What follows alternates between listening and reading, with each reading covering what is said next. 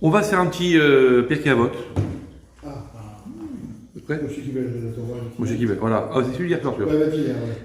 Bah, c'est-à-dire que quand on fait Shabbat avec les messieurs, j'en ai fait profiter les mesdames, et il va bientôt être sur les ondes. Be'ezrat Hashem. Alors, donc, le Pirkei Avot qu'on lira ce Shabbat si Dieu veut. Donc, c'est écrit dans le Pirkei Avot, au début du chapitre 5, quelque chose qui est connu, mais le principe de l'approfondissement, c'est reprendre les connus et d'en faire des nouveaux. Bon rabat. C'est bon? Tout est érouvé comme il se doit? Oh, Hachem.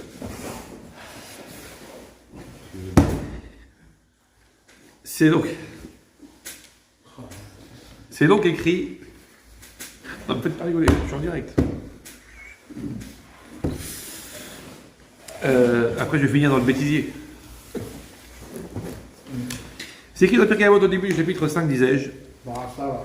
Ba'asara ma'amarot niva ha'olam. Oh! Oma. Attends. Ba'asara ma'amarot niva ha'olam. Oma. Ça C'est par 10 paroles, Nivra ha'olam, le monde a été créé. Pour l'instant, je traduis. Au Matalmud Lomar. Qu'est-ce que ça vient nous apprendre? Qu'est-ce qu'on vient nous apprendre en nous disant ça? Vahalo bema'amar ehad yachol leibarot. Mais n'est-ce pas que bema'amar ehad, avec une seule parole, yachol leibarot, le monde aurait pu être créé? Traduit.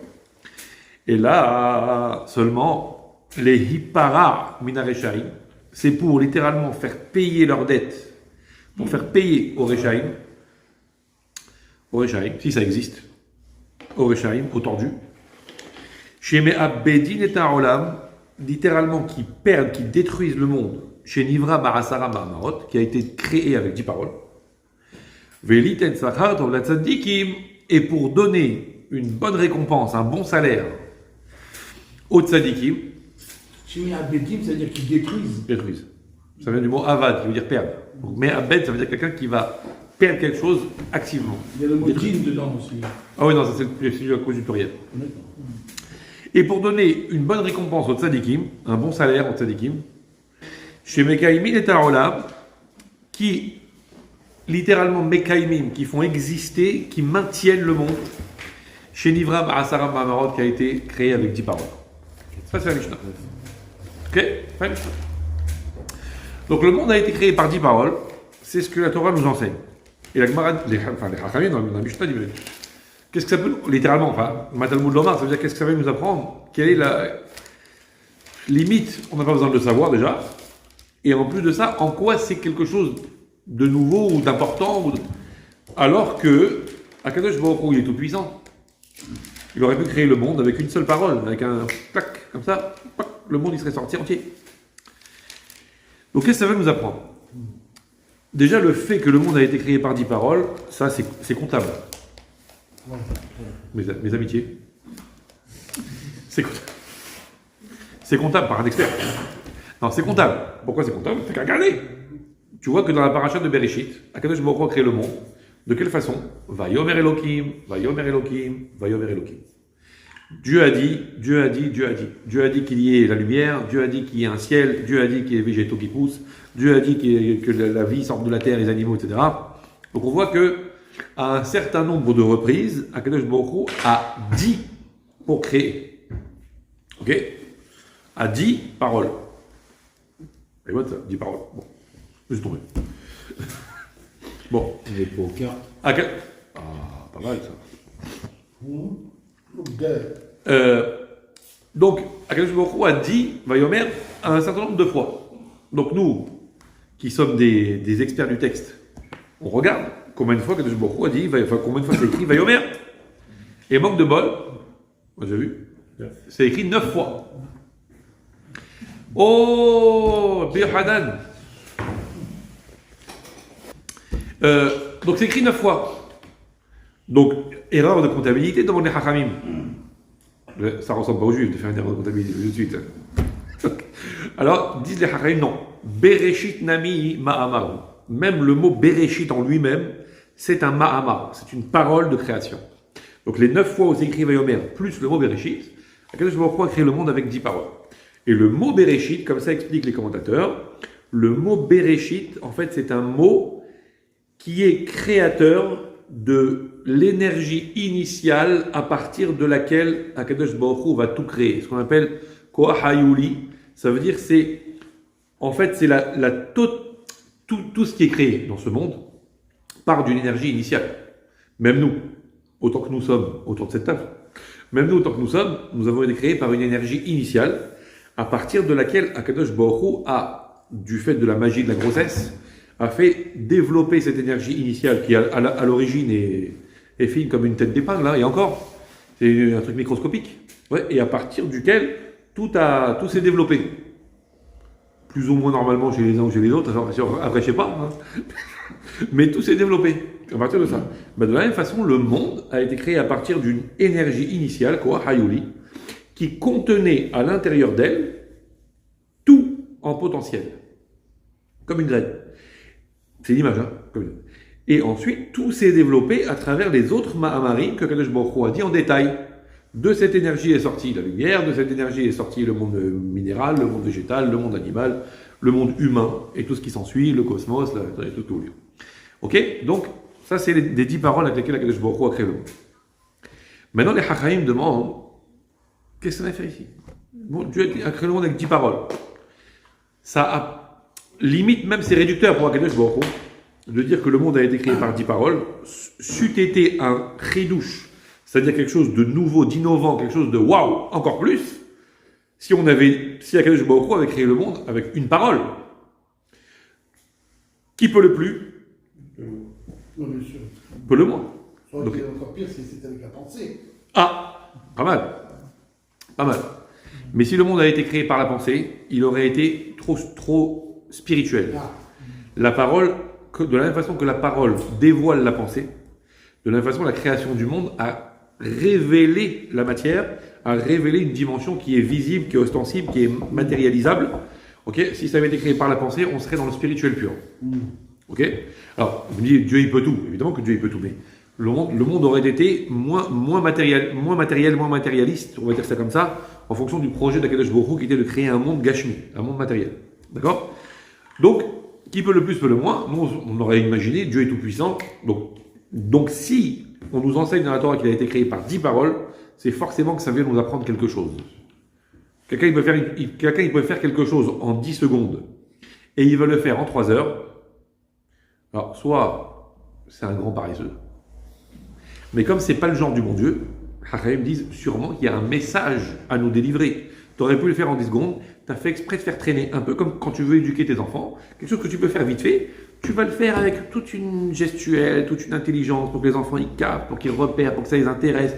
Tu fais un peu de shménique comme ça, pas un peu de cinéma, mais un peu de manipulation, dans le sens le plus noble du terme évidemment, de façon à ce que les enfants ils suivent, ils comprennent comment ça marche. Donc tu développes tout, tu prends le temps, etc. pour que... Donc en fait ton but c'est d'enseigner, ton but c'est de montrer quelque chose, c'est d'indiquer quelque chose, de produire un effet. Donc là, les Hachaim demandent, si Akadosh Baruch Hu aurait pu créer le monde avec une, et qu'il ait créé avec 10, c'est sûrement qu'il y a quelque chose derrière. Donc on va se demander. Et les Hachaim répondent, c'est pour mieux, on va dire, alors nous on dirait sanctionner, pour mieux faire payer leur dette aux Rishaïm, qui abîment le monde alors qu'il a été créé par 10 paroles, et pour mieux récompenser les tzadikim, qui au contraire maintiennent, font vivre ce monde, grâce à leurs bonnes actions, alors que le monde a été créé par 10 paroles. Maintenant, on peut réfléchir. C'est quoi cette histoire? Alors, on va donner un exemple avec lequel vous allez comprendre. On va voir qu'il y a plusieurs vitesses, hein, comme toujours, évidemment, pour Hachem, et encore, nous, on va s'arrêter là où on peut, hein, mais on peut toujours comprendre une Mishnah, Divrei Hachamim, on peut les comprendre à différents niveaux. On ne fera pas de la Kabbalah, je vous dis tout de suite. Les cours de Kabbalah, c'est entre 2h et 3h du matin, vous savez, et en plus c'est payant. Mais regardez, c'est très simple. Vous avez créé, vous prenez une feuille de papier A4 et vous faites avec un avion en papier. Vous avez déjà fait ça? Ah, ça. Ok? Un papier. Il y a quelqu'un qui... Ça vous a pris à peu près 20 secondes. Clac, clac, clac, clac, origami. Ok? Ça fait 20 secondes. Il y en a un qui vient, petit malin. Il vient, il voit l'avion, il le déchire. Qu'est-ce que t'as pris? J'avais envie. J'ai marqué dessus. Bon. Ça, c'est la première histoire. Deuxième histoire. Vous êtes un peintre. Un Picasso en herbe. Qui, à mon avis, Picasso aussi devait être bien en herbe. Un peu, mais bon, c'est encore autre chose. Donc, vous êtes un Picasso en herbe. Ok? Et vous avez fait une peinture magnifique. Mais alors là, ça vous a pris 6 mois pour le faire. Trucs, les variations de couleurs, les nains, les reliefs, les tralouettes. Et une fois qu'elle est finie, vous êtes là comme un dingue devant votre œuvre. Et là, il y en a un qui vient. Il vient, prend un couteau, il déchire. Là, a priori, la réaction que vous aurez suite à cet incident malencontreux, sera infiniment plus importante que pour l'avion de papier. Pourquoi? Papier, c'est une feuille de papier, ça coûte pas grand chose, ça m'a pris 20 secondes. Bon, limite, tu m'as fichu 20 secondes en l'air. Bon, je me demande ce que tu veux, la vérité, mais bon, c'est pas trop grave. Mais 6 mois de travail fichu en l'air, avec tout ce que ça a demandé, comme concentration, comme investissement, comme imagination, comme créativité. Dis-moi, imaginez une œuvre qui vous aurait pris 10 ans, ou 20 ans, ou 50 ans. Il y en a un qui vient et casse tout. T'as envie, le type, t'as envie. L'Avdil, la même chose.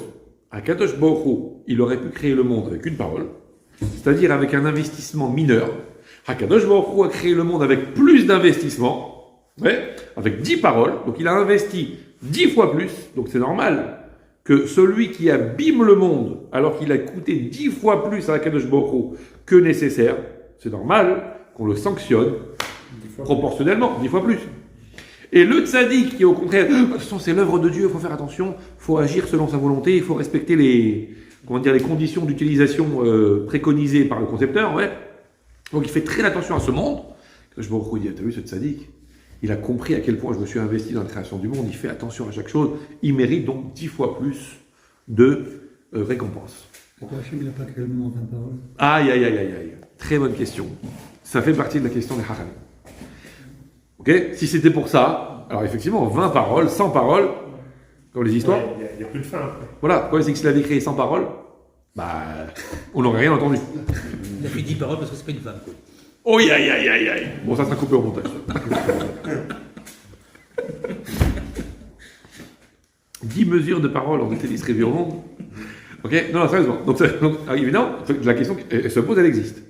Donc, a priori, le sens le plus pachout de cette Mishnah, le plus simple de cette Mishnah, c'est ça. Kadosh Baruch Hu, il a fait 10 fois plus d'efforts. Qu'est-ce que c'est l'effort? Pour Kadosh Baruch Hu, ça reste à définir.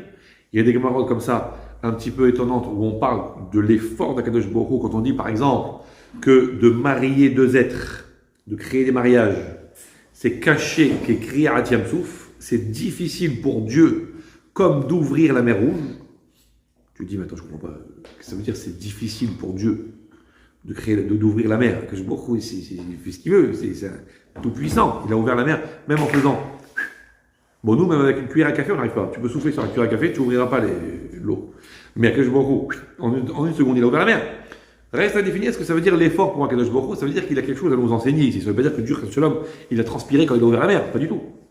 Ça veut dire qu'il y a quelque chose ici de l'ordre d'une dimension surnaturelle de laquelle on peut comprendre ce que ça demande pour Akadosh Baruch Hu, peu importe. En tout cas, ici, a priori, c'est le sens évident de la Mishnah. Maintenant, comme nous, on a l'habitude, on ne va pas rester, évidemment, à la première vitesse. On va essayer d'aller un peu plus loin. Qui répondra à la question? Pour quelle raison est-ce que, si c'était pour ça, Akadosh Baruch Hu aurait dû investir davantage? 20 paroles. Bon. En fait, le principe de 10, Akadosh Baruch Hu a créé un monde qui 10 fonctionne. Il fonctionne par 10. Mais, entre-temps, il a créé l'homme, et depuis, ça dysfonctionne pour de vrai. Bon. Mais, donc, qu'est-ce qu'il a fait Akadosh Baruch Hu? Il a créé le monde par 10. Alors, nous, on sait que 10, c'est une valeur. Tout le monde a fait des mathématiques? Oui. Tout le monde a fait des mathématiques au CP? Un peu plus loin quand même. Alors, au CP, on nous enseigne les mathématiques d'une façon, évidemment, avec des manipulations, avec la démonstration, avec du visuel, c'est normal. Donc vous vous rappelez normalement des petits cubes que votre Mora a dû utiliser pour vous montrer les unités. Tic, tic, tic, tic. Et puis ensuite, une barre avec 10 carreaux pour vous montrer la dizaine. Donc on vous a montré une unité, 2 unités, 3 unités, 4 unités. Arrivé à 9 unités, ensuite on passe à une dizaine. Ok? La notion de 10, c'est la notion de on est passé d'éléments individuels éparpillés à ce qu'on appelle une dizaine. À partir de une dizaine commence la notion de club, d'équipe. Jusque-là, c'est 1, 2, 3, 4, 5, 6, 7, 8, 9. Il n'y a pas une dénomination pour l'ensemble des 9. C'est les 9. À part l'académie, Jean-Pierre Foucault, si vous écoute, il paraît qu'il est malade, le pauvre, des fois je démarre. Qu'est-ce que je voulais dire? Donc, mais sinon, 9, il n'y a pas une neuvaine. Il n'y a pas, mais une dizaine, ça commence avec quelque chose qu'on entend. Parce qu'on est passé dans une autre dimension qui s'appelle un groupe, qui s'appelle une dizaine. Et d'ailleurs, vous voyez bien, quand on fait la file à la choule, Mignonne. voilà, mignonne. Jusqu'à 9, on est considéré comme des unités éparpillées. Et donc, quand on va faire la tchila, qu'on soit 1, qu'on soit 2, qu'on soit 3, qu'on soit 8, qu'on soit 9, chacun y prie ce qu'on appelle des yahid. Il prie individuel. Ok? Il n'y a pas d'équipe. À partir de 10, on a minyan. Encore une fois, qu'on soit 1, qu'on soit 9, c'est au taux d'avare. Et à partir de 10, qu'on soit 10, qu'on soit 100, qu'on soit 10 000, c'est pareil. Ça veut dire que 10, c'est un club. Et ce club-là, tu rentres dans le club. Mais tu fais pas plus, si tu es 1000 ou 10 000, tu restes minyan. Ok? Donc ça veut dire qu'on voit bien que cette notion de 10, c'est une équipe, c'est un club. Et d'ailleurs, on le voit par rapport au fait qu'en Gematria, on va te faire en calcul ce soir, c'est costaud, hein? En Gematria, le 10, c'est la lettre Yud. Yud, Hadak. La lettre Yud. Et la lettre Yud, c'est un petit point. Ça veut dire que dans tout l'alphabet, la lettre Yud, c'est la lettre la plus petite qui existe. C'est un point. À tel point que c'est une lettre que tu ne peux pas réduire. Tu vois, dans un Sefer Torah, quand tu as une lettre, bon, tu as un petit Aleph. Si tu as gratté un bout du Aleph, a priori, tu as encore la forme du Aleph, c'est cachère. Ok? Quand tu as une lettre un peu large, tu grattes un peu, tu effaces un peu, a priori, il reste la lettre. Après, il faut faire attention. Si tu as un Chaf, par exemple, et tu grattes de trop, à la fin, tu l'as réduit, ça fait un Noun, donc c'est plus cachère. Mais, grosso modo, l'espace, il est tel que si tu enlèves un petit bout, ça va. Le Yud, c'est tellement petit, limite, tu lui grattes un tout petit peu, ça y est, tu l'as rendu pas cachère, parce que un Yud, c'est tellement petit que si tu le coupes en deux, c'est fini. Il n'y a plus rien. Un point. Qu'est-ce que tu peux faire plus petit que ça? Donc le Yud, ça définit justement la lettre irréductible, que dès lors que tu as enlevé un truc, tu as cassé tout le système. 10, c'est la même chose. 10, c'est un ensemble. Et le monde, vous voyez bien comment il est. En fait, le fait qu'Akadosh Baruch Hu a créé le monde par 10 paroles, entre parenthèses, je suis sûr que il y a des choses qui vous tournent dans la tête en fonction de toutes les études qu'on a fait ensemble, donc Hachem, que 10, c'est les sphirotes, c'est les trucs, c'est les capacités de l'anchama, c'est les forces spirituelles qui sont contenues dans l'âme. Et effectivement, c'est l'idée de la cohérence.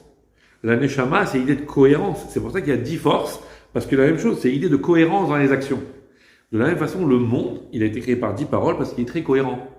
Il n'y a pas le monde, par exemple, du système solaire d'un côté, puis le monde du minéral d'un autre côté, puis le monde du végétal de l'autre côté, et puis chacun il fait son petit monde à lui. Pas du tout. Le soleil influe sur le végétal, ce qu'on appelle la photosynthèse. Les gars, troisième mot. Et la photosynthèse, puisque effectivement le soleil produit une énergie qui est positive et qui amène le végétal à gonfler. Le végétal va être mangé par l'animal, qui lui-même va ensuite produire telle et telle chose, qui va même aider à nourrir d'autres catégories d'êtres vivants, etc., etc. Donc on voit qu'il y a une cohérence dans la chose, où le végétal se sert du minéral pour se nourrir, le minéral va être utilisé par l'animal pour se nourrir, et ainsi de suite. Et on voit qu'on profite aussi du soleil, on profite de la pluie, et la pluie qui tombe du ciel a une incidence sur la terre. Donc on voit qu'il y a une cohérence entre les choses, au point qu'on voit le danger, par exemple, vous savez que l'écologie, qui a l'air d'être une notion qui est sortie du chapeau de je ne sais qui, parce qu'on commence à s'alarmer avec 3 millions de retard en disant « Ouh là là, le monde va mal », mais en réalité, l'écologie est une notion qui est écrite dans la Torah, où il y a une interdiction de gaspillage, où il y a une obligation du respect de la vie animale, où il y a tant et tant d'obligations, l'interdit absolu de gâcher ou de gaspiller ou de tuer un être vivant, fût-ce même un végétal, sans raison constructive. Si c'est pour se nourrir, c'est une raison constructive, c'est pas de la destruction. Mais si quelqu'un il est comme ça pour rien, il arrache une feuille d'un arbre, c'est assaut. Interdit. Parce que le monde est d'une telle cohérence que nous, on n'imagine pas ce qu'Akadosh Baruch Hu, il a produit et que nous, on va détruire dans autre chose qu'un profil de construction. Ça va générer un déséquilibre que nous, on ne mesure pas. Vous voyez, on va éliminer une espèce animale qui se trouve je ne sais pas où pour des raisons de confort XY. Ça peut déséquilibrer tout le système. Tout le système de la chaîne alimentaire, tout le système de ceci, tout le système de cela, des équilibres. On a éliminé les abeilles, parce que bon, c'est enquiquinant en été, il faut bien reconnaître, mais à cause de ça, la pollinisation ne se fait pas, et à cause de ça, il y a tout un tas de problèmes qui peuvent être engagés. Donc on voit bien que Akadosh Baruch Hu, il a mis un équilibre dans le monde qui est bien défini, c'est le 10. Donc le 10, équilibre. Maintenant que le monde est un équilibre parfait, le Yud, c'est un club, c'est un ensemble, le Rachat, qui va venir à cause de son mauvais comportement, détruire une partie du monde. En détruisant une partie, il a détruit le tout. Si ce sont des éléments éparpillés, si ce sont des éléments indépendants, tu as détruit un truc, c'est pas grave, il en reste 8. Il y en avait 9, tu as détruit un, il en reste 8. Là, c'est pas, il y en avait 10, tu as détruit un, il en reste 9. Il y avait 10, il y avait un système. Tu as détruit un système, tu as tout fichu en l'air. Quelqu'un il prend le moteur de sa voiture, il voit un petit engrenage, là, il dit oh, je vais le prendre, que ça va me servir de médaillon pour mon collier. Il prend un engrenage, il n'a pas que pris un engrenage, tout le système d'entraînement d'une poulie, d'une chaîne, d'une courroie, tout est mis en l'air. Parce que c'est un système. Tu as enlevé un élément, tu as cassé tout le système. C'est ça, Be'asara Mahamarot. Donc du coup, c'est d'autant plus grave quand les Réchaïm vont faire du mal et vont détruire non pas seulement un élément, mais tout un système. Et c'est beaucoup plus méritoire quand les tzadikim vont entretenir non pas un élément, mais tout un système. Ça veut dire que tu vas faire une mitzvah, tu vas faire une bonne action, tu vas générer du positif dans le monde. Tu n'as pas fait une action, tu as fait une infinité d'actions en réalité. C'est pour ça que quand on fait une mitzvah, alors c'est pas tout le monde qui est makpid là-dessus qui fait attention à ça, mais donc, vous voyez dans certains sidorim, c'est écrit avant de faire une mitzvah, au nom de l'unification de Akadosh Baruch Hu et de la Shrina, c'est-à-dire en fait au nom de l'unité entre les Neshamot, entre le Ham Israël et Akadosh Baruch Hu, on fait cette mitzvah, etc. Et on va faire cette mitzvah, telle mitzvah, Tfilin, Sfirat HaOmer, si vous voulez, im kol ha-mitzvot ha-kelulot ba, avec toutes les autres mitzvot qui sont incluses dedans. Parce que, en fait, toutes les mitzvot sont enchevêtrées les unes dans les autres. Et je vous rappelle que Akadosh Baruch Hu a créé le monde à partir de la Torah. De la même façon que la Torah, c'est un système cohérent où une mitzvah est liée à une autre mitzvah parce que c'est un système comme un moteur, c'est peut-être pour ça que c'est écrit dans le Pirkei Avot, mitzvah, goreret, mitzvah. Tu fais une mitzvah, ça va entraîner une autre mitzvah. Alors nous, on a l'habitude d'expliquer. Bon, c'est une dynamique. Quelqu'un est dans une dynamique de positif, il va chercher tout ce qui est bien. Donc une mitzvah, ça va lui donner la pêche. Comme quand quelqu'un il a une bonne note, ça va lui donner envie de mieux travailler. Et en ayant une bonne note, ça va encore asseoir sa confiance en lui, ça va lui donner encore la pêche, ça va lui donner envie, ça va le motiver, donc il va faire une autre. C'est ça, c'est vrai que c'est ça aussi. Mais c'est aussi le fait que mitzvah, goreret, mitzvah, parce que les mitzvot, elles sont toutes attachées les unes aux autres. Vous voyez, vous prenez un système, une boule comme ça, où il y a 613 fils qui pendent, tu tires un fil, tu tires la boule tout entière, donc forcément tu tires avec les 613 qui viennent avec. Donc quand tu fais une mitzvah, ça t'entraîne une autre mitzvah. Et le contraire, quand quelqu'un fait une bêtise, ça veut dire qu'en fait il repousse la balle avec ses 613 fils, t'en repousses une, tu repousses toutes les autres. Et bien le monde c'est la même chose, il a été créé à partir de la Torah, donc il a été créé avec une certaine cohérence. Tu détruis un truc, tu détruis tout le système. Ok? Donc c'est pour ça que les Réchaïm qui détruisent sont d'autant plus coupables et les tzadikim qui maintiennent, qui construisent sont d'autant plus méritants. Ça vous comprend? Ok? Ça va jusqu'à là? Très bien. Ça fait du bien. Bon Hachem. Bon Hachem. Hop là, j'en profite, une petite rasade. Alors, je sais pas comment dire, si je peux dire ça comme ça, mais c'est un peu une démonstration, je ne sais pas si on peut dire ça comme ça, mais expérimentale. C'est-à-dire qu'on constate que la Neshama est faite par 10 forces, on constate qu'un minyan c'est 10 personnes, on constate que le monde a été créé en 10 paroles, donc 10 c'est la cohérence. Mais on aurait pu le dire en base 2, en base 3, en base 4. Pourquoi 10? Ça explique pas la force du 10. Pourquoi 10, vraiment 10? Yud. Vous allez me dire, on aurait pu faire Gematria que Yud, c'est Gematria 3. C'est vrai. C'est vrai. Maintenant, il se trouve, entre parenthèses, j'élude pas la question, hein. Je botte pas en touche. Ouais. Mais, vous aurez remarqué qu'en écriture, le Yud est à l'origine de toutes les autres lettres. N'importe quelle lettre que vous écrivez dans la lettre bête, il y a toujours ou un Yud dedans, ou ça commence par Yud. Vous écrivez un bête, selon le mode opératoire, au moins de la halakha du Sefer Torah, il y a le petit truc en haut, et ensuite ça continue, et après ça se poursuit. Mais au départ, ça commence toujours par Yud. Donc le Yud est à l'origine de tout le système. Ce 10 là, c'est la base qui revient. Non, c'est pas un constat à l'envers. C'est pas maintenant que tout est par 10, alors on en déduit que. Non, non, c'est le contraire. C'est le 10 étant une valeur. Alors c'est pour ça qu'on le retrouve dans tous les yanim. C'est-à-dire le 10 étant une valeur.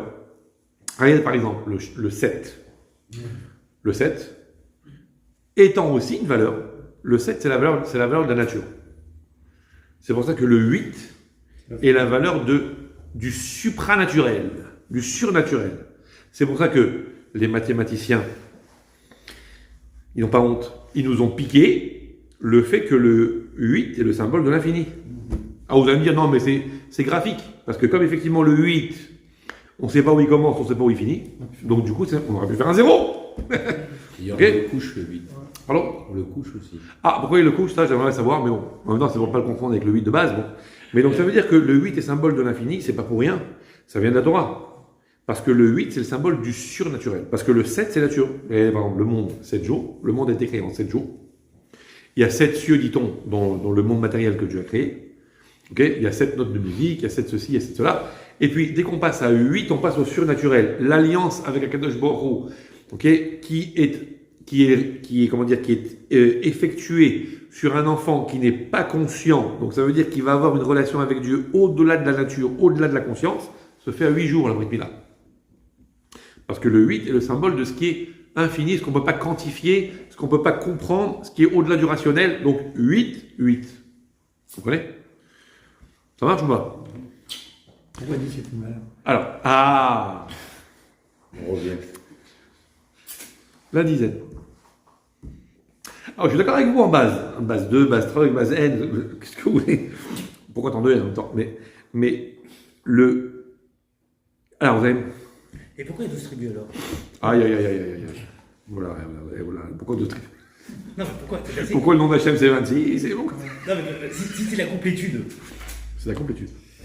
Si 10 c'est la complétude, pourquoi Oui. Pourquoi 12 alors ça n'aurait pas suffi? Pourquoi 10 n'aurait pas suffi ça? Alors, qu'en pensez-vous, chers auditeurs? Je réponds ou pas? Bon. 12. Alors, on est d'accord que 10 c'est la complétude, ça veut dire que c'est le moment où il y a une inclusion des choses les unes dans les autres. C'est ça l'idée, ce qu'on appelle Hitkalelut. Hitkalelut, ça veut dire donc, imbriqué. Mais regardez par exemple. On a 10 doigts. Pas pour rien. Non, sérieusement. Parce que effectivement, ça correspond à une forme de shlemut. Shlemut, c'est 10. Avec 2 oreilles aussi. Ah, pas mal. Mais l'aboutissement du passage à l'acte, c'est les mains, pas les oreilles. Ok, non, c'est pas mal. Ils sont forts. Ok, donc c'est l'idée d'une forme de shlemut, que le passage à l'acte, l'action ne peut se faire de façon efficace qu'à travers ses 10 doigts. Donc ça veut dire que c'est l'idée vraiment d'une forme de shlemut, encore une fois dizaine, encore une fois minyan. Ça veut dire qu'à ce moment-là, il y a comme une interdépendance des choses les unes dans les autres. Et ça vient du fait au départ que Akadosh Baruch Hu a utilisé, alors là, si on commence à mettre la notion sur le tapis, ça va aller loin, mais qu'au départ, Akadosh Baruch Hu a créé le monde en utilisant des caractéristiques, des capacités que lui-même a créées, dans lesquelles lui-même s'est habillé, qu'on appelle les sphirotes, qui sont au nombre de 10. On va me dire pourquoi. Ça après... Ouais, l'esprit d'Hachem est impénétrable, on est tous d'accord. Mais il n'en reste pas moins que cette notion de 10 est une notion de plénitude. Pourquoi ils ont pas fait? Vous voyez, c'est l'idée vraiment qu'il y a quelque chose de complet là-dedans. Ça marche? C'est une valeur thoraïque, c'est pas un constat. C'est comme ça une valeur que je me a dit, le 10, ça a cette valeur-là, ça a cette notion. Ok? Maintenant, les 12 tribus, c'est autre chose. Les 12 tribus, c'est de l'ordre... regardez cette pièce dans laquelle nous sommes. Bon, après, c'est qu'elle est coupée en deux. Donc, on va compter jusqu'à la Mechitza, là. Cette pièce dans laquelle nous sommes, il y a, donc c'est a priori, une construction de base. Après, si on veut faire du choufouni NS, tu peux faire du rond, on peut faire du triangle, de l'ovale. Bon. Mais la normale, c'est que tu fais 4 murs, un sol et un plafond. 4 murs, un sol et un plafond, ça tient, ça fait 6 faces, et ça tient sur 12 arêtes. 4 qui relient les murs, 4 qui relient le sol au mur, et 4 qui relient le plafond au mur. Donc 4, 4, 4, 12. Ça marche? Le Ham Israël étant le binyan du peuple juif, la construction du peuple juif, la Beth Israël, la maison du peuple juif, on va dire, donc ça tient sur 12 arêtes, 12 tribus. D'accord? Après, on peut aller très loin, c'est pour ça qu'il y a 12 mois de l'année. Pareil, c'est le cycle. Après, pourquoi dans ce cas-là, pourquoi créer le monde avec 12 paroles? Je suis d'accord avec vous, mais le 10, c'est la notion d'It Kalilut, encore une fois. Encore une fois, c'est la notion de It Kalilut, ça veut dire que tout est compris à l'intérieur du truc. Vous expliquez aussi, monsieur Gabriel, l'histoire du 10 dans l'informatique. Ils ont été obligés. Ça tourne toujours de 0, 0, 1, 0, 1. Ouais, 0, 1, 0, 1, 0, 1, 0, 0. Et même dans le quantique aujourd'hui. Oui, on a le quantique des quantiques. C'est 10 au carré. Pour développer l'informatique, c'est 0, 1. À l'époque, c'était Jean Mineur. 0, 0, 0, 1. Et il est devenu majeur depuis maintenant. Il tient la route 0, 1, 10. Ok, donc ça c'est ce qu'on comprend. Voilà pourquoi Kadosh Baruch Hu a créé le monde avec 10. Pour créer cette notion d'entité. Et pour que le monde soit cohérent. Et donc du coup, tu détruis le système. Maintenant, encore une autre compréhension, avec laquelle on pourra aller un peu plus loin. La vérité. Dieu a créé le monde avec 10 paroles. Vous avez fait l'inventaire dans la Torah? Dieu il a créé la lumière, Dieu il a créé le gazon, Dieu il a créé les astres. Mais vous avez vu le monde entre nous? C'est un monde extrêmement riche. Ouais, avec 10 paroles, a priori, on peut créer 10 choses. Je ne sais pas pourquoi il n'a pas créé que 10 choses. Il a créé un milliard de choses. Donc c'est bizarre. En fait, déjà, il faut bien comprendre que les 10 paroles que Kadosh Baruch Hu a créées, des créatrices, vous savez qu'en hébreu, c'est écrit dans le Sefer Yetzira. On n'a dit pas de Kabbalah, donc c'est juste une parenthèse. C'est écrit dans le Sefer Yetzira que, en fait, les lettres sont comme des briques. Ok? Des briques de construction que Kadosh Baruch Hu a utilisées pour créer le mot. Maintenant, dans un mot, le mot est fabriqué avec des lettres. Maintenant, dans un mot de X lettres, il y a un certain nombre de combinaisons possibles. Décidément, c'est un cours de maths ce soir. C'est un certain nombre de combinaisons possibles. Vous avez un mot de 3 lettres. Combien de combinaisons possibles? Vous avez appris les factoriels, Factoriel 3 3 fois 2 fois 1. 6 possibilités. Vous avez... 9, moi j'aurais dit. J'aurais dit 9, mais on va 6. Il a entendu parler de 6, 12. Vous avez un mot fabriqué avec 3 lettres. Vous avez 6 possibilités de permutation. Donc avec un mot, vous avez déjà 6 possibilités de création. Avec un mot de 4 lettres, factoriel 4, 4 fois 3 fois 2 fois 1, donc ça fait 24 possibilités. Et ainsi de suite. Donc ça veut dire que quand Akadosh Baruch Hu a dit des mots dans la Torah pour créer, en fait ces mots-là sont autant de potentiels qui se délivrent à travers les permutations de lettres.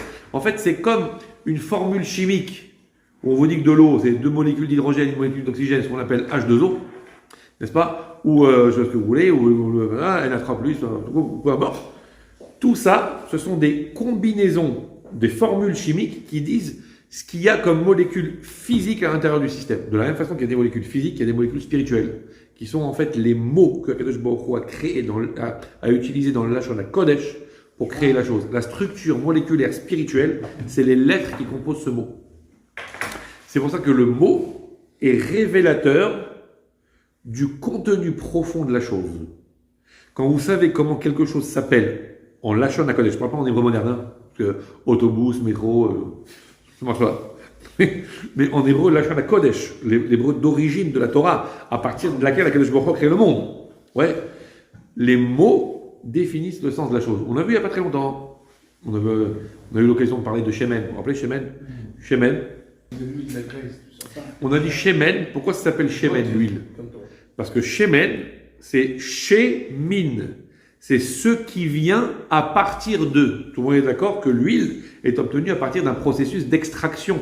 Ça vient de l'intérieur. Même la graisse. Vous avez la glibette, vous l'écrasez, ça fait de l'huile. Ouais. La graisse, c'est pas Cacahuète. On a fait venir. Ah, cacahuète, vous écrasez, ça fait de l'huile. L'olive, vous écrasez, ça fait de l'huile. C'est-à-dire que c'est quelque chose qui est à l'intérieur.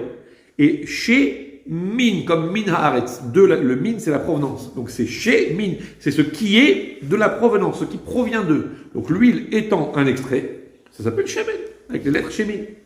Okay, et ainsi de suite. Tous les mots dans la Torah sont révélateurs de la profondeur de la chose. C'est pour ça que Adam Arishon, quand je lui dit, tiens, tu vois les animaux qui passent là, tu vas leur donner un nom.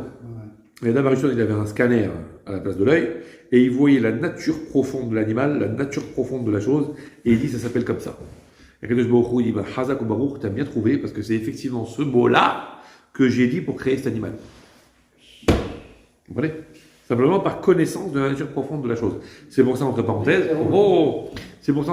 que le nom qu'on donne à un enfant, par exemple, va effectivement être le catalyseur et le révélateur de sa personnalité. Important. Okay, et c'est pour ça qu'on est plus ou moins, comme ça c'est écrit, on est plus ou moins téléguidé, en tout cas orienté. On dit qu'on est inspiré par une espèce de roi HaKodesh, par l'esprit prophétique, pour nommer un enfant, parce que on va être inspiré pour l'appeler en fonction de sa nature profonde, pour qu'il puisse révéler sa vraie dimension. Ça, c'est le nom. Okay, donc les permutations de noms, de lettres, c'est en fait la formule chimique spirituelle qui compose l'essence même de la chose. Maintenant, à part ça. Et les voyelles, c'est là, on ne parle pas forcément des voyelles. Alors, les voyelles, a priori. La rachis aussi, ça change. Alors, a priori, le Shon HaKodesh est une langue sans voyelles. Après, il y a des phonèmes, il y a des syllabes. C'est O-A-U, enfin, il n'y a pas de U en hébreu, mais O-A-E, etc. Donc, qu'on a symbolisé avec des petits traits pour comprendre comment ça marche. Mais à la base, c'est une lettre sans voyelle que l'on peut. Alors, on sait comment ça se lit par tradition. Par exemple, dans le Chumash, comment tu sais que ça se dit Vayomer et ça Vayomar? C'est une tradition. Depuis Moshe Rabbeinu, ça a été légué et c'est comme ça qu'on a copié d'un livre sur l'autre depuis des millénaires et qu'on sait que c'est comme ça que ça se prononce. Ouais, mais à la base, c'est volontairement écrit sans des coudottes. Okay, on sait comment ça se dit, mais au final, ça pourrait se dire autrement. Parce que c'est magique. Grâce à ça, on peut évidemment, voilà, ça peut changer. Mais ça veut dire aussi que deux objets qui ont des noms qui se ressemblent de la même racine ont forcément un lien l'un avec l'autre. Si cette chose-là s'appelle comme ça, et que cette chose-là s'appelle comme ça, et que les deux, leurs noms se composent avec les mêmes lettres, dans un ordre différent ou même dans le même ordre, ça veut dire qu'il y a un rapport entre les deux. Ça peut être un rapport qui les relie, ça peut être un rapport qui les oppose, mais en tout cas ils sont liés. Forcément. C'est pour ça qu'on s'amuse même avec on s'amuse. Vous avez des fois avec la gematria, des choses comme ça. Si ce mot-là, il a telle valeur numérique, et ce mot-là a telle valeur numérique la même si les mots sont différents, il y a forcément un lien. Vous comprenez? Donc, tout ça c'est lié. Maintenant, regardez, un mot de 3 lettres. Prenons un mot simple. Even, qui veut dire une pierre. Comment vous l'écrivez? Aleph, Bet, Nun. D'accord? 3 lettres. Moi, je vous dis, dans Even, il y a plus que 3 lettres. Vous allez me dire, ça y est, il débloque. C'est peut-être vrai. Il peut y avoir 2 Aleph. Alors, Even, il y a Aleph. Ah, Zakoum. Quand on développe Even, Aleph, Bet, Nun. Mais Aleph, comment vous l'écrivez? Aleph? Non! Aleph, ça s'écrit Aleph, Lamed, P.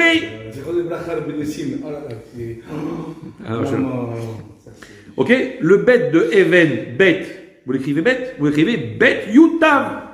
Ça veut dire que vous développez son nom. Le Nun, vous l'écrivez Nun, Vav Nun. C'est comme ça qu'il s'écrit. Maintenant, une fois que vous avez écrit Aleph, Lamed, P, enfin, fait sophite. Après encore, le Aleph de Aleph, Lamed, P. Le Lamed même Dalet, et ainsi de suite. Et c'est infini. Donc ça veut dire que dans chaque mot, il y a une infinité de potentiel. Et donc dans chaque objet, dans chaque création, il y a une infinité de possibilités. C'est pour ça que le bon Lavoisier, les Havdil par rapport au Code de la Torah, n'a lui-même rien inventé. Lorsqu'il a dit rien ne se perd, rien ne se crée, tout se transforme. Parce qu'en réalité, tout provient d'une source d'origine et tout ce que tu vas créer par la suite ne sera qu'une transformation de la chose initiale et tu ne vas rien inventer, mon frère. C'est pas lui qui l'a inventé, c'est Shlomo Amelech lui-même qui l'a dit, que dans ce monde-là, il n'y a que En Kol Hadash Tahat Hashemesh. Il n'y a jamais rien de nouveau. Tout ce que tu verras, même dans 3000 ans, on va inventer la quantique, on va inventer le quantique, quantique des quantiques, Shlomo Amelech, c'est lui qui l'a écrit. On va inventer ChatGPT, je sais pas quoi, l'intelligence artificielle, ce que tu veux. Intelligence dont on ne sait pas vraisemblablement où ça va s'arrêter et jusqu'où ça ne peut pas se retourner contre l'humain, ça on ne sait rien. En tout cas, tout le monde commence à trembler. Bon, une fois que c'est mis sur le marché, c'est trop tard. Hein. Donc bref, même ça, dans Bereshit, il y a l'intelligence artificielle. Pourquoi on ne l'a pas découvert jusqu'à maintenant? Kadosh Baruch Hu, il a considéré que jusque-là, c'était pas nécessaire, maintenant c'est nécessaire. Il faut que ça sorte. Mais c'était déjà inclus dans la matière. Ça veut dire que potentiellement, dans les 6 jours de la création, à l'époque d'Adam Arishon, la matière contenait potentiellement cette possibilité d'intelligence artificielle qu'on a fini par découvrir un jour, à partir de cette matière dont on a exploité toutes les capacités intérieures qu'on n'avait pas découvertes jusque-là. Vous comprenez? Mais en fait, c'est ce développement-là, Aleph, à l'infini. Donc dans Asara Mahamarot, en fait, il y a une infinité, mais le 10, c'est ce qu'on retient par rapport à l'entité. Mais maintenant, si on comprend ça, ça veut dire que si Akadosh Baruch Hu aurait pu créer le monde avec une parole, et qu'il a créé avec 10, ça veut dire qu'Akadosh Baruch Hu a voulu, encore une fois, Matalmud Loma, pas que Dieu l'avait besoin, Dieu, il avait besoin de nous montrer qu'Akadosh Baruch Hu, il a créé le monde avec profusion, mais Shefa. C'est quoi Shefa? Ça veut dire abondance. Entre nous. Vous allez sur l'étalage du marché. J'espère que vous avez une bonne miasse de bifton sur vous, parce que là, en ce moment, c'est un peu chaud. Ouais. Mais bon, vous allez sur le marché. Vous allez voir les fruits et légumes. Comme on dit souvent à Toubishvat, on réalise même que je beaucoup. C'est incroyable. Combien de formes, combien de sortes, combien de couleurs, combien de goûts. Il n'y en a pas de goût. Non mais c'est vrai, aujourd'hui, Baruch Hashem, on a, grâce aux satellites, grâce à Tralouette, grâce à la caméra embarquée, ce que vous voulez, on a découvert énormément de choses et on voit le monde de la faune animale. Combien d'espèces, combien de possibilités, combien de trucs. Tu rentres sous les océans là-bas, c'est incroyable cette richesse. Tu rentres dans le ciel, bon ici à Paris avec la pollution on voit que dalle, mais quand tu vas à la montagne, tu vois la voûte étoilée, tu dis combien c'est pas possible. Et quand tu montes un peu, grâce aux satellites, tu vois, mais c'est pas possible, c'est une galaxie énorme. Tout ça, que je me écrit, tout est tellement grand. Ba'asara Mahamarot. Il a investi plus, entre guillemets, que le strict nécessaire pour qu'il y ait une variété. Il aurait créé une seule sorte de légumes. On aurait mangé toujours la même salade chaque Shabbat. Elle aurait toujours le même goût, toujours la même tête. Et bon, on aurait dit c'est comme ça, il n'y a rien d'autre, qu'est-ce que tu vas faire? C'est comme ça. Tu n'aurais même pas posé la question, pourquoi il n'y a pas autre chose? Si aujourd'hui on pose la question pourquoi il n'y a pas autre chose, c'est parce que fondamentalement on sait qu'il y a autre chose. Ouais. Mais si c'est comme ça, c'est comme ça.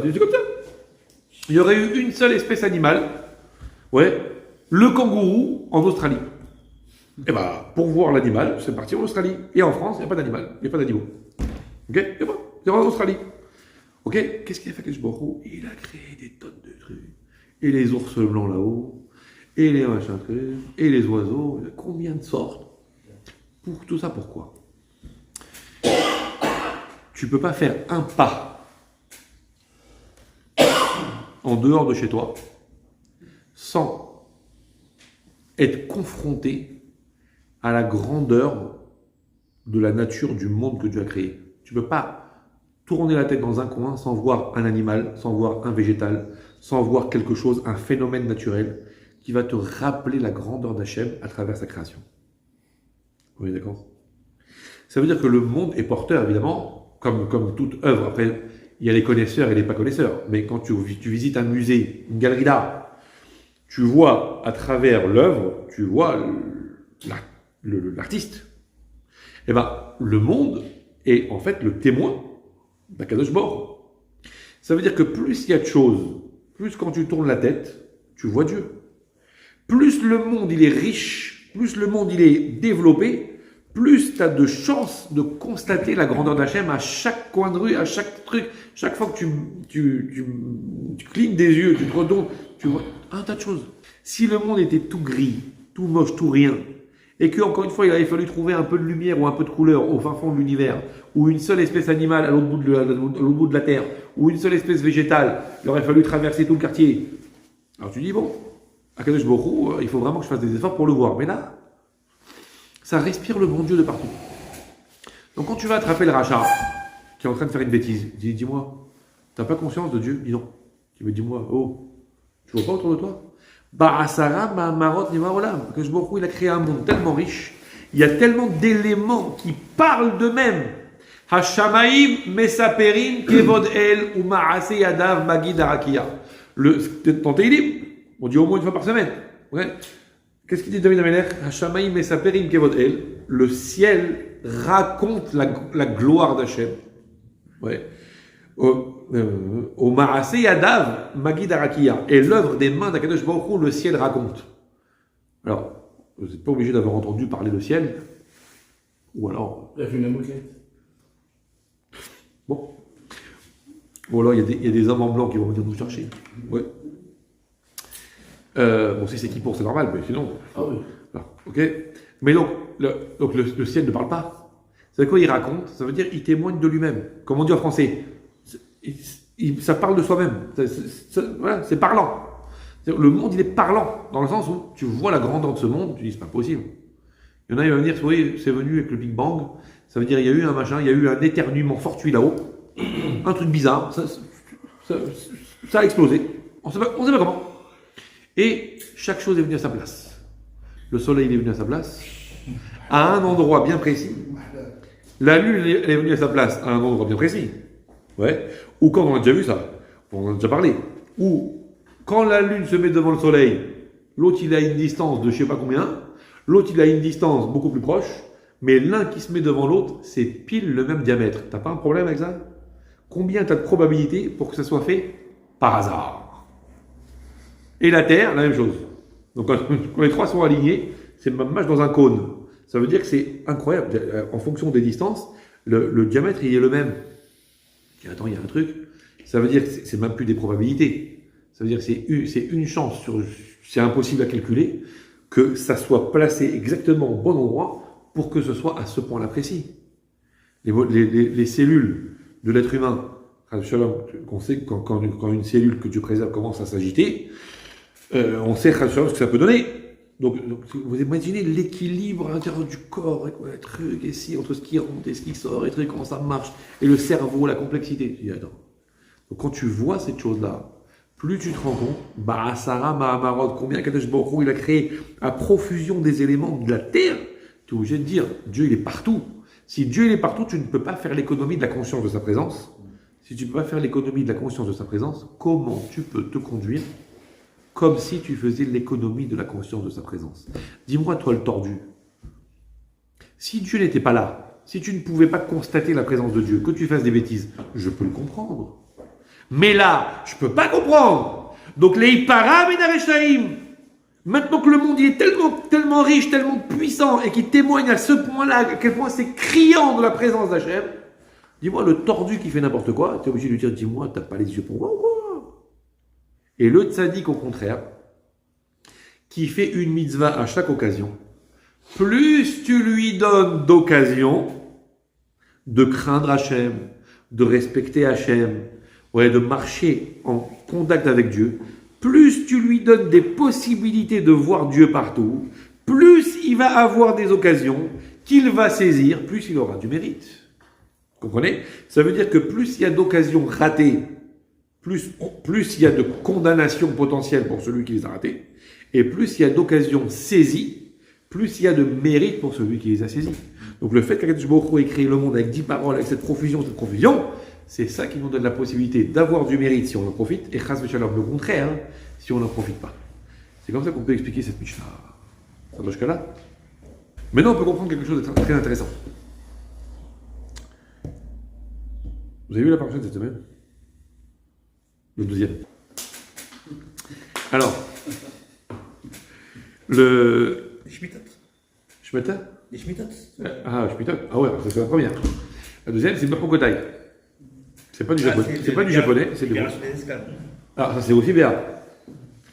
Bechokotai, ça parle. Alors, à la fin, ça parle d'autre chose, mais Bechukotai, ça parle Im Bechukotai Telechu. Si vous marchez selon mes commandements, bon, les Chachamim expliquent que ça parle du Limud Torah, mais peu importe, on va rester Radé Pakret pour l'instant. Si vous marchez selon mes commandements, ouais, Im Bechukotai Telechu, vous respectez mes mitzvot, etc., alors je vous promets tout un tas de brachot, Venatati Kishmechem Beritam, je donnerai la pluie en leur temps, et la récolte va fleurir, et ça va foisonner, ça va être la bracha, et Ça, on a vu. le contraire. Le contraire, on l'a vu encore. Le contraire. Si on ne fait pas... Voilà.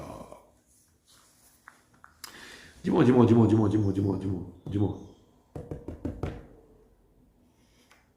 C'est écrit dans la Gemara que la récompense de nos actions dans ce monde, il n'y a pas. Ici, ce n'est pas le monde de la récompense. Ici, c'est le monde de l'activité, c'est le monde de l'action. Le monde de la récompense, c'est pas ici, c'est là-haut. Après 120 ans, dans le monde futur. On est d'accord? C'est écrit comme ça. Que dans ce monde-là, il n'y a pas de récompense. C'est pas le théâtre de la récompense. D'ailleurs, entre parenthèses, c'est parce qu'une mitzvah, c'est tellement puissant, et la récompense qui va avec, c'est tellement grand, qu'il n'y a pas de place dans ce monde pour tout contenir.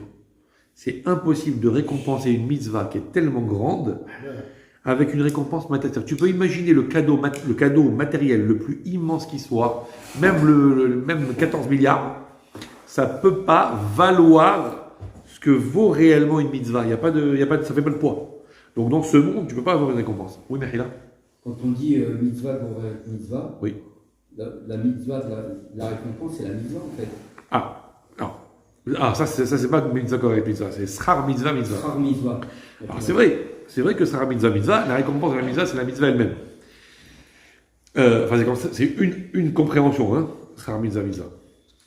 Mais ça veut dire quoi? Ça veut dire qu'effectivement, le fait de s'être enrichi de quelque chose, le fait d'avoir grandi au contact de la mitzvah, le fait de s'être enrichi d'un contact avec Dieu, limite, comprenez, c'est comme quelqu'un qui dit, voilà, si tu réussis cette chose-là, ou si tu arrives premier du championnat, je te donnerai une récompense. Le type, il arrive premier du championnat. À la fin, il va dire, s'il est intelligent, il va dire, tu sais, j'ai même plus besoin de récompense. Le fait d'être arrivé premier du championnat, c'est une récompense en soi. On a donné cet exemple 1000 fois avec les études, etc., avec le diplôme. Ouais, l'autre, il a promis à son fils, si tu as le diplôme, je te donne la décapotable. Bon. En termes de pédagogie, après, c'est juste un exemple. Hein. Ok, à la fin, il a son diplôme, il dit à son père, j'ai pas besoin de la décapotable. J'ai compris maintenant que le diplôme en lui-même, c'est ça la récompense. D'accord? C'est la même chose. Maintenant, il n'en reste pas moins que ça n'empêche pas que le contact avec la mitzvah, c'est-à-dire le contact avec Dieu, ça dévoile de la présence divine. Maintenant, cette présence divine, elle va bien quelque part. Dans ce monde, on ne peut pas la voir. En fait, la récompense, c'est quoi? C'est que Dieu il va nous transbahuter dans un monde dans lequel on pourra voir le fruit de nos actions. Chaque fois que tu fais une mitzvah, tu amènes dans cette dimension-là une présence d'Hachem, ce qu'on appelle Gilouï Kvod Elokim. Tu dévoiles la gloire d'Akadosh Baruch. Chacun, il a dans ce monde sa part à lui de gloire d'Hachem qu'il doit dévoiler. Et à chaque fois qu'il fait une mitzvah, il dévoile la gloire d'Hachem. Akadosh Baruch se révèle grâce à lui dans ce monde. Le problème, c'est que ce monde est matériel, et pour l'instant, tant que Mashiach n'est pas venu, le résultat de ces actions-là et le dévoilement d'Akadosh Baruch Hu, on ne le voit pas. Dieu va juste nous transbahuter dans un monde dans lequel il n'y a pas les mêmes voilements, on n'a pas le corps, il n'y a pas les voilements matériels, on va juste en fait voir le produit de nos actions. On va voir le dévoilement d'Hachem qu'on a produit dans le monde. Ça, on l'a pas. C'est un Gan Eden. Vous comprenez? C'est la même chose qu'ici, sans les voiles. Si vous avez c'est pareil que vous l'avez su. Ah. Mais il y a aussi l'histoire du nid. Je crois. Alors d'après beaucoup, c'est pas ici. Pardon? D'après beaucoup, c'est pas ici. Ah bon? Quand on parle de la longévité, c'est dans votre monde. Ah. Mais on voit qu'il y a certaines mitzvot, effectivement, donc donc c'est écrit dans la Mishnah, que, Perotehem ma'olamazé, les fruits, l'usufruit qu'on appelle, on le consomme dans ce monde-là, Keren et le capital, Kayemet l'olamaba, il reste là-haut. Ok, donc ici, tu peux déjà consommer les premiers fruits, même si l'essentiel de la récompense, il reste là-haut. Qu'est-ce que ça veut dire? On va expliquer. Qu'est-ce que ça veut dire que Dieu, si tu fais les mitzvot, tu auras une récompense ceci, tu auras une récompense cela?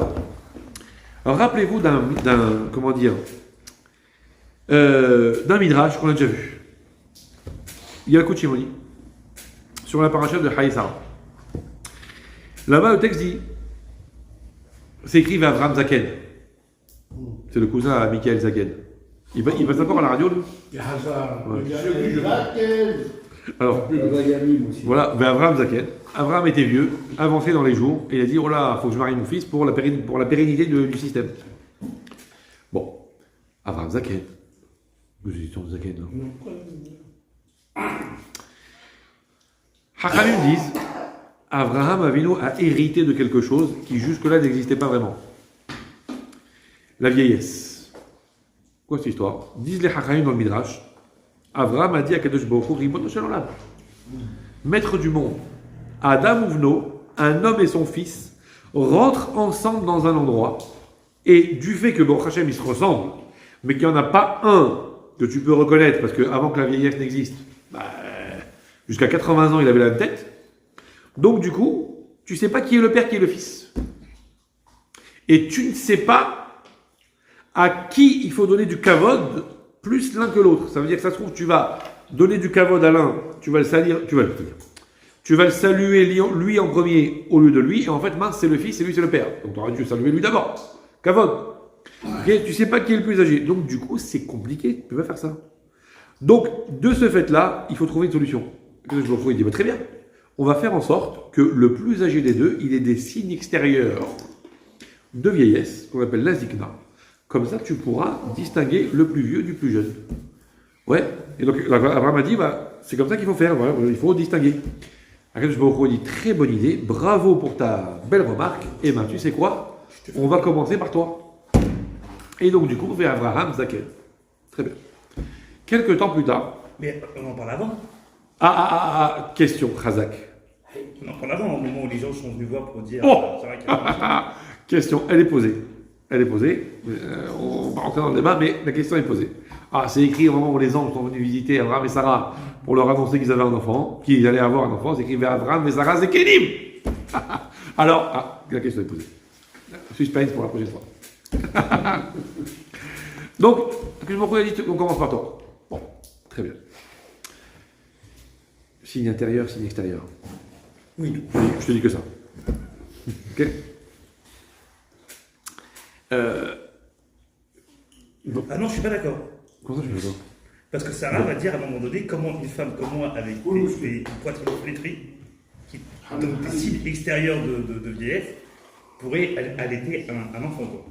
Signe intérieur, signe extérieur. Je ne dis que ça. Ok. Donc, revenons à nos moutons, si j'ose dire, et tondons-les surtout. Quelques temps plus tard, Yitzhak Avinu dit à Kadosh Baruch Hu, c'est compliqué.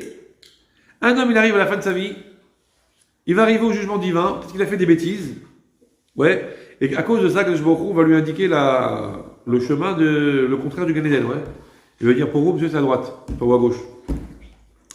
Donc, dit Yitzhak Avinu à Kadosh Baruch Hu, il faudrait innover et créer un truc qui pourrait nous permettre d'expier nos fautes déjà dans ce monde-ci, de façon à ce que quand on arrive là-haut, le bilan soit un peu moins lourd, comme ça, on pourra aller au Gan Eden.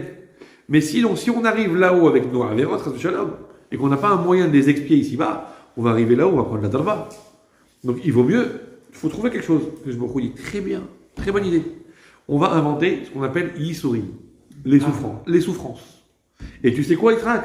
Puisque tu as eu la bonne idée, on va commencer par toi. C'est pour ça que Yitzhak, à la fin de sa vie, va dire Rena Enav Mereot. Yitzhak Avinu a été frappé de ces cités. Ok? Ces cités dans la Torah. Ok? Donc, ça marche? Yaakov Avinu, décidément les trois font la paire, si j'ose dire. Yaakov Avinu, il débarque un peu plus tard, et il dit que c'est compliqué ça. Un homme, il arrive à la fin de sa vie, 120 ans, et il a des enfants qui vont hériter de ses biens. Et quand il va mourir, voilà, les bastons. On a déjà vu les bastons, comme je l'ai dit une fois déjà, même pas sorti du cimetière encore, le niftar il est encore fumant, et déjà ça se castagne pour savoir qui c'est qui va prendre l'héritage. C'est terrible ça. Donc Yaakov Avinu, il dit mais c'est embêtant ça. Parce que du coup, ça génère pas l'entente cordiale entre les frères. Ça va se bastonner du matin au soir. Donc, Yaakov Avinu, il dit à Kadosh Baruch Hu, il dit, il faudrait trouver un moyen de prévenir la personne qu'il va bientôt quitter ce monde. Comme ça, il fait un peu le ménage dans ses biens, il appelle le notaire, il fait son testament, et il prévoit. Oui, toi, t'auras ça, t'auras ça, t'auras ça. Et une fois qu'il y a la tzava, ce qu'on appelle le testament, comme ça au moins c'est clair, c'est net, c'est déjà distribué. Comme ça, de son vivant, il a fait le ménage. Comme ça, il n'y a pas de salade. Oui, très bonne idée. C'est ce qu'on va inventer? On va inventer la maladie. Comme ça, avec la maladie, ça va prévenir que tu vas, attention, bientôt. Et il y a que je me dis à Yaakov, puisque tu as eu la bonne idée, on va commencer par toi. Tous tes fils seront médecins. Quoi. Ah, ça a marché là. Grâce à Dieu. Grâce à Dieu, grâce à Dieu. Entre l'esthétique et. Votre chef. Docteur Cohen, tu nous entends? Votre chef. Il y a une dame à Kippour. Le jour de Kippour, la chose. Il fait une gérard pas possible. Ah, je me trouve mal. Un médecin. Il y a un mec qui débarque chez moi, madame, je suis docteur. Il dit, attendez, je vous présente ma fille. Alors. Bref, donc qu'est-ce que je veux dire? Donc ça commence, on va commencer par toi. C'est écrit que quand Yosef Hatzadik était, donc son père était déjà arrivé en Égypte, etc. Quelques temps plus tard, on a averti Yosef en lui disant Hine avicha hole. Ton père est malade. Première fois qu'on entend cette chose-là. J'ai entendu parler de maladie jusqu'à maintenant. Avant, les gens, ils vivaient en pleine puissance, en pleine force de l'âge. Donc depuis Abraham Avinu, il était tout blanc, tout ridé, tout machin. Et hop, il portait un tronc à bout de bras. Jamais malade. Et au moment de quitter ce monde, il éternuait, hop, comme ça, du jour, tac. Il passait ce qu'on appelle de vie à très bas. Comme ça. Pourtant, on entend parler de maladies avant. Où? Bah, par exemple, quand Paro il a pris la. Ah, ça c'est Maca. Ça veut dire que c'est une plaie que je me crois envoyer. C'est pas une maladie. Le système naturel, il commence à délirer. Là, c'est que je me crois, il l'a frappé avec une plaie, une sanction. Ok. Donc, regardez. Maintenant, la question est de savoir, c'est quoi ces histoires-là? Dis-moi, les Havot seraient-ils masochistes? Chas v'shalom? Qu'est-ce que tu demandes des trucs comme ça? Nous, aujourd'hui, on fait tout pour lutter contre. Enfin, nous. Les gens font tout pour lutter contre la vieillesse, et machin ceci, et des crèmes ceci, et des crèmes trucs là, et on s'entretient, et je sais pas quoi. Okay. La maladie, pour nous, c'est affreux, c'est une plaie. La souffrance, c'est affreux. Explique le Rav Dessler, il dit non. Il dit en réalité, il faut bien comprendre une chose. Alors, Olam Hazé, nommé l'Ifrance d'or. Ce monde-là, il est comme un couloir devant le Olam Haba. Ce monde-là, c'est un couloir qui amène au monde futur. Arrange-toi correctement quand tu es dans le couloir pour pouvoir rentrer présentable dans le monde futur. Comme ça, c'est écrit, non? C'est Kavot. On l'a vu de cette manière. Ok? Maintenant, un couloir, ça peut être deux choses. Ce qu'on appelle l'antichambre. Ça peut être deux choses. Soit c'est ce qui vient avant. C'est-à-dire que dans ce monde-là, tu as encore le temps de te préparer. Ouais, si tu as rendez-vous avec le ministre. Ok? Par bonheur, il y a un long couloir sur lequel il y a des miroirs sur tous les murs. Donc tu as quelques secondes, quelques minutes pour t'arranger un peu la cravate. Ouais, comme que tu arrives devant le ministre, tu es présentable. Donc avant de rentrer dans le palais du roi ou du truc, tu t'arranges. C'est le couloir, c'est le côté, puisque ça vient avant, ça te permet de. Mais il y a aussi l'idée que le couloir, c'est le moyen d'arriver. Donc ce monde-là, c'est pas seulement l'antichambre, ce qui vient avant le monde futur, c'est que c'est le seul et unique moyen d'accéder au monde futur. Moyen, ça veut dire des kelim. Moyen, ça veut dire des outils. Chaque chose dans ce monde, c'est un outil. Abraham Avinu, pourquoi demander la vieillesse? Abraham Avinu, sa dimension à lui, c'était la dimension du chesed. Chesed, ça veut dire celui qui va vers l'autre, celui qui est avenant vers l'autre, celui qui veut donner à l'autre. Mais attention, Abraham Avinu, il voulait faire du chesed, mais du chesed authentique. Pas de la hanifout. Hanifout, c'est la brosse à reluire. Mais en fait, c'est la pommade, c'est le tchuminique. Okay, c'est, comme on dit à chaque fois qu'on parle de hanifout, c'est le corbeau et le renard. Mettre corbeau sur un arbre perché. Oui. Okay, en fait, le renard, quand tu lui dis « Oh, qu'est-ce que vous êtes beau !» J'imagine que si votre voix est aussi belle que votre plumage, oh, sur votre ramage, vous connaissez l'histoire, ok. Ok, l'autre, il commence à se la jouer, il ouvre le bec pour chanter, et le camembert, il tombe. Mais en fait, le renard, croyez-vous qu'il était sincère? C'est hanifout. Tu fais de la brosse à reluire à quelqu'un, tu lui fais une espèce de chesed pour lui soutirer quelque chose. Tu as besoin de lui, donc tu vas le courtiser. Donc le chesed que tu lui fais, c'est dans l'intérêt de qui? Dans le sien ou dans le tien? Dans le tien. Ah, c'est pas du chesed. C'est hanifout. C'est répréhensible et punissable. Ok? Abraham Avinu, son chesed était authentique. Il ne voulait pas faire du chesed pour obtenir quelque chose, il voulait faire du chesed pour le bien de celui à qui il va faire. Il voulait faire du kavod à l'autre, pas pour que ça finisse par retomber sur lui. Il voulait faire du kavod pour le kavod. Je me dit, donc, Abraham Avinu, je vois que ton chesed, il est authentique. Je vois que tu as une vraie volonté de faire du chesed. Tu sais quoi? Je vais te donner un coup de pouce. Je vais te donner des kélim supplémentaires pour que tu puisses faire le chesed que tu veux faire. Toi, tu as un problème, c'est que si tu honores le fils face au père et non pas le contraire, quelque part, tu vas faire un bisayon au père, et donc en voulant faire du chesed, tu vas faire le contraire. Je vais te créer une nouvelle dimension, un nouveau kéli, qui te permettra de faire du chesed sans miettes, du chesed propre qui n'aura pas de dommages collatéraux négatifs. Je vais te donner les moyens d'eux. Et c'est pour ça que je beaucoup créé cette chose-là. Yitzhak, pareil, Yitzhak, c'est le contraire. Yitzhak, c'est la gvura, c'est la rigueur. La rigueur, ça veut dire quand tu fais les comptes, il n'y a pas un centime qui dépasse. Tu ne veux pas dire, bon, je te fais cadeau. Non. On fait le hashbon, le compte, comme il est le compte, comme il est le truc. Ok? Ça veut dire quoi? Type, quand il va arriver à la baba, selon la conception d'Yitzhak, que je il ne fait pas de cadeau. C'est comme ça. C'est la rigueur.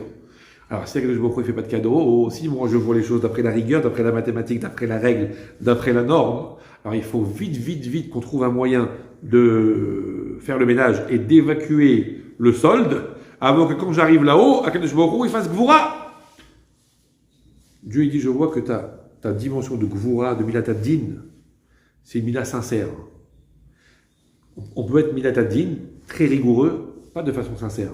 Rigoureux, parce que par exemple, on a la haine de l'autre. On veut lui faire payer quelque chose. On va se venger. C'est pas beau. Donc ça veut dire que je suis rigoureux parce que la rigueur est une valeur.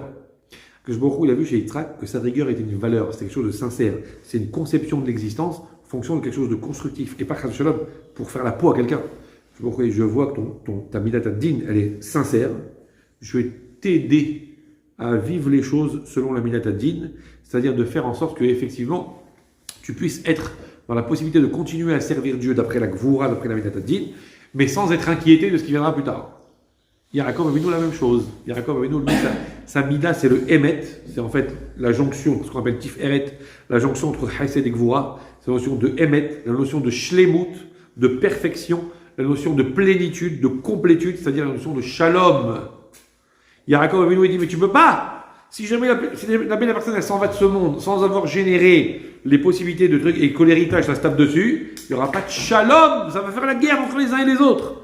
Je me dis, je vois, je te connais, je vois que ta mina de Emet, elle est vraiment Emet, je vois que tu cherches le Shalom pour le Shalom, et pas pour une espèce d'intérêt personnel, je vais te donner la possibilité d'augmenter encore le Shalom, comme toi tu veux. Et donc c'est pour ça qu'il va donner un Kélim supplémentaire. Le monde, c'est des Kélim. Des Kélim, c'est des outils. Quand Akadosh Baruch Hu, il est en parachute de Bechukotai, si vous faites, je vous donne. C'est pas si je vous faites, je vous donne récompense. C'est que quand tu donnes 1 centime à quelqu'un, et que tu vois qu'avec ce 1 centime, il a fait des choses incroyables, tu te dis, mais tu t'imagines si je lui avais donné 10 balles, ce qu'il aurait fait. Tu lui donnes 10 balles, il fait des choses incroyables. Puis tu t'imagines si je lui avais donné 100 balles, il a 100 balles. Et là, ça 100 balles. Ok. Et là, il te fait des choses, ça. Je lui dis, mais celui-là, c'est pas possible. Je lui mets entre les mains un truc, il m'en fait des trésors. Donc ce que je veux lui faire, c'est que je vais lui donner, comme ça il va faire des choses incroyables. Ok? Et le contraire. Quand on donne à quelqu'un des moyens, et qu'on voit qu'il les utilise à mauvais escient pour faire n'importe quoi, tu vas dire, ça va pas celui-là quoi? Combien de temps je vais lui fournir de l'essence, et qu'avec l'essence, au lieu de mettre dans sa voiture pour aller de l'avant, il crame la moitié de la ville. Tu dis, mais arrêtez-le! Enlevez-lui la jerrycan! C'est ce que je vois. Si tu fais bien, je te donnerai plus de moyens pour pouvoir encore mieux faire bien. C'est pas très français, mais c'est pas grave. Encore mieux faire bien. Et si Hachem le contraire, je te coupe les robinets. Vous comprenez? C'est-à-dire que le monde, il est fait de moyens. C'est ça, Barasara Mahamarot. Il a créé le monde avec profusion, pour te donner à chaque millimètre que tu parcours dans la vie des moyens. Oh, tu regardes, mais alors Dieu est là, mais alors Dieu est là, mais alors Dieu est là. C'est-à-dire des possibilités à travers la nature d'avoir le moyen de te rapprocher d'Hachem. Ok? Et donc, du coup, Parashat Bechokotai. Lehi para minareshaim. Forcément, si on te donne des gros moyens et que tu fais n'importe quoi avec, t'es d'autant plus en tort. Mais le contraire, si on te donne des gros moyens et que tu fais du bien avec, t'es d'autant plus méritant. Ok? Donc, il Sachar Tov la Tzadikim. Comme ça qu'on explique cette Mishnah et qu'on comprend la paracha, on comprend que ce monde-là, c'est un monde de Kélim en fait. Ce monde, c'est un monde de Kélim, c'est un monde d'outils. Tout ce que Dieu donne dans ce monde, c'est des outils. Et c'est pour ça que chaque élément de ce monde est un outil, une possibilité, c'est-à-dire une occasion. À ce moment-là, on va revenir dessus. Une occasion. Et une occasion à saisir est un mérite potentiel, ou chas v'shalom, une dette potentielle. Si tu n'as pas saisi l'occasion, tu dis, dis-moi, oh, je t'ai envoyé des perches. Ouais.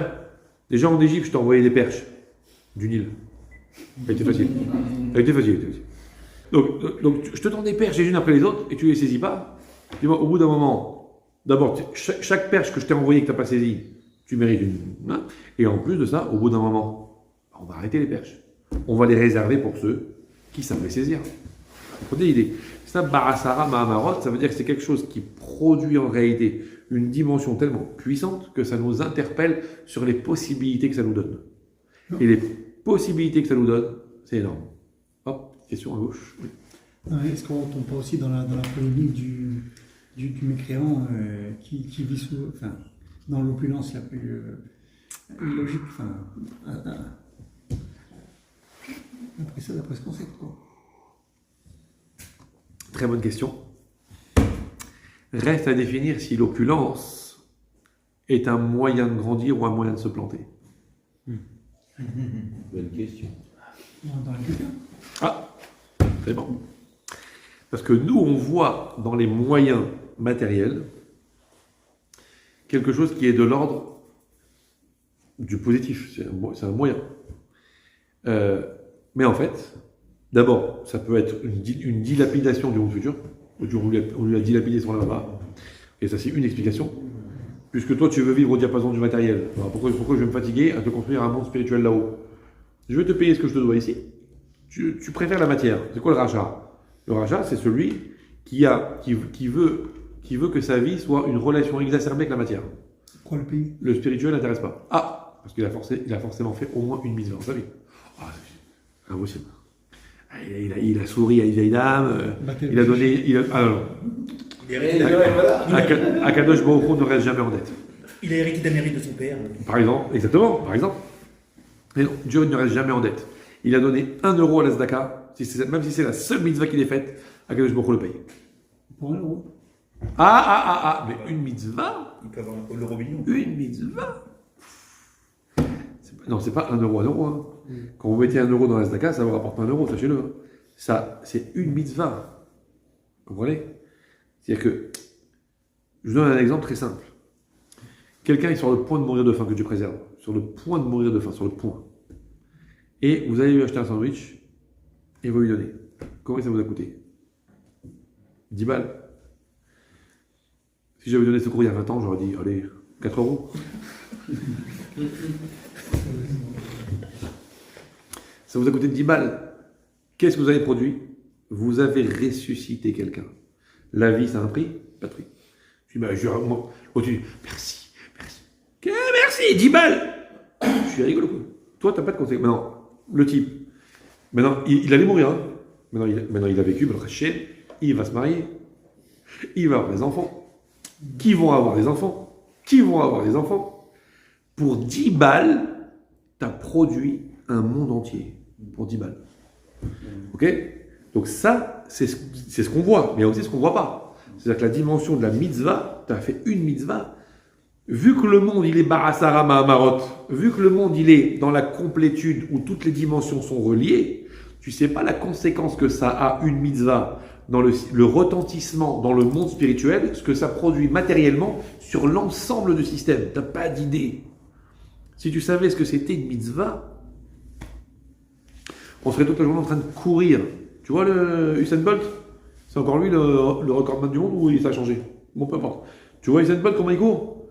Eh ben, si on savait ce qu'il y a dans une mitzvah, on courrait plus vite que lui pour aller chercher les mitzvot. Mais on ne sait pas. Je vois qu'il fait exprès qu'on ne voit pas. Comme ça, il y a le libre arbitre. Mais une mitzvah, c'est pas t'as mis 10 balles dans la zdaka, je te donne 10 balles. La récompense d'une mitzvah, ça peut être que le type, il a fait une mitzvah dans sa vie, il a aidé quelqu'un à changer sa roue quand il a crevé sur l'autoroute, et de ce fait-là, il est milliardaire. Tu sais pas. Tu sais pas. Tu sais pas. Parce que d'abord, tu sais pas ce que ça a généré. Peut-être que grâce à ça, le type, il était en train de faire tel itinéraire, telle route, et que lui-même, il est parti faire des mitzvot.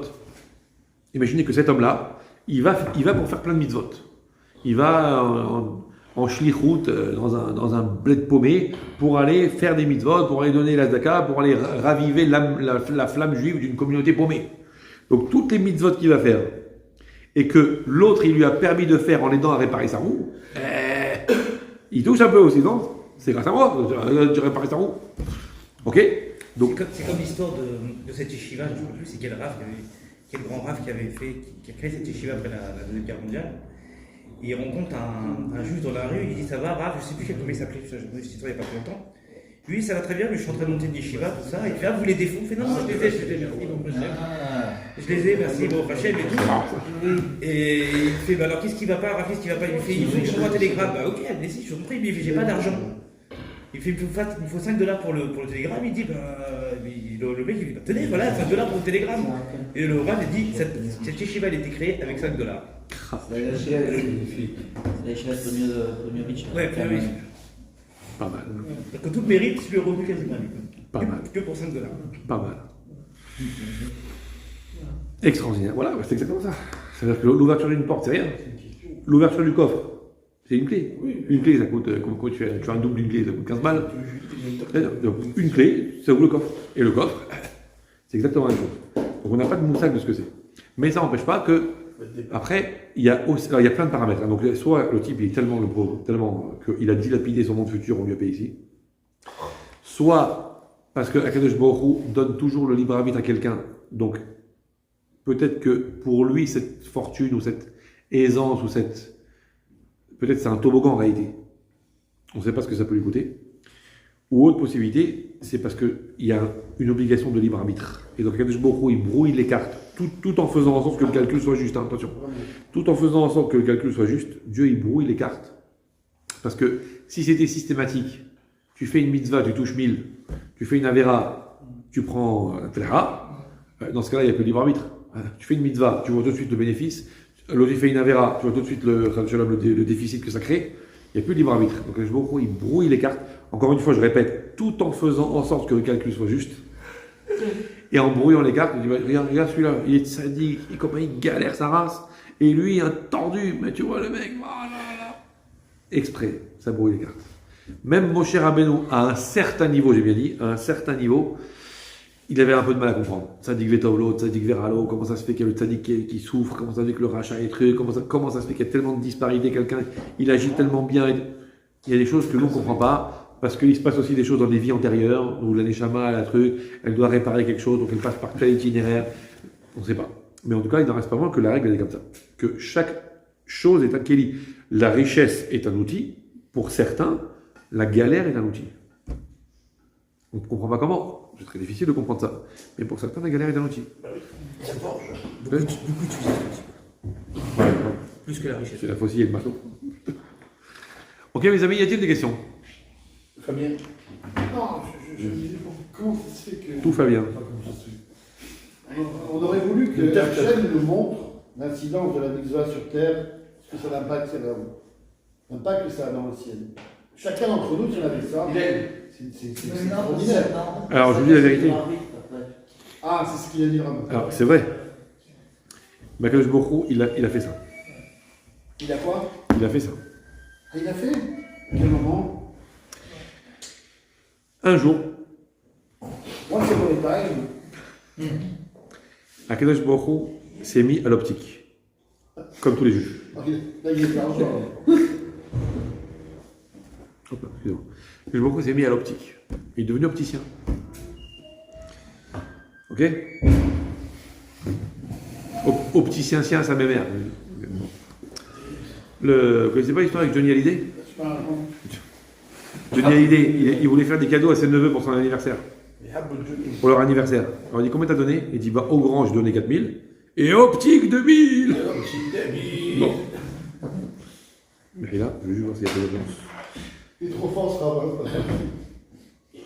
Jamais vu ça. De rien. Donc il a fait l'optique. Ça veut dire qu'il nous a offert une paire de lunettes. Excuse-moi, j'ai mieux l'histoire encore. Donc une paire de lunettes, de façon à ce qu'on voit ce que jusque-là on n'avait jamais vu. Qu'est-ce qui se passe dans les mondes supérieurs, Ah ouais. comment Dieu gère le monde, la conséquence d'une mitzvah. Cette paire de lunettes s'appelle la Chassidut. Ah, Il n'y a pas longtemps, le Rav Fritou d'Ashdod, c'est ce qu'il a dit aussi. Oh mince. Vous voulez avancer, il faut étudier Chassidut. Voilà. Ah, et tu es tout alors. Il a cité pas la Tania, il citait Moharan. Bon. ouais, vraiment. Non, mais c'est évident. Le Rav Fritou, Ça veut dire, en fait, pourquoi Dieu a fait ça? Pour ça. Parce qu'on arrive à une époque où nous, on a besoin. Maintenant, Dieu ne nous le montrera pas. Parce que dans ce monde-là, d'abord, on ne peut pas voir. Mais il a dévoilé dans la Torah des choses qui, à une époque, étaient enfouies dedans. Shemen. Et il a dévoilé des choses qui étaient incluses dans la Torah.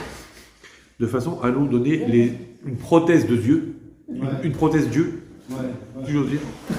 Une prothèse Dieu. Pour voir à travers le limoud. Donc ça veut dire qu'en fait, il nous donne les lunettes, mais en même temps en respectant notre libre arbitre, parce que encore faut-il étudier. Ouais. C'est le problème. Que Dieu vous dise bien, les gars.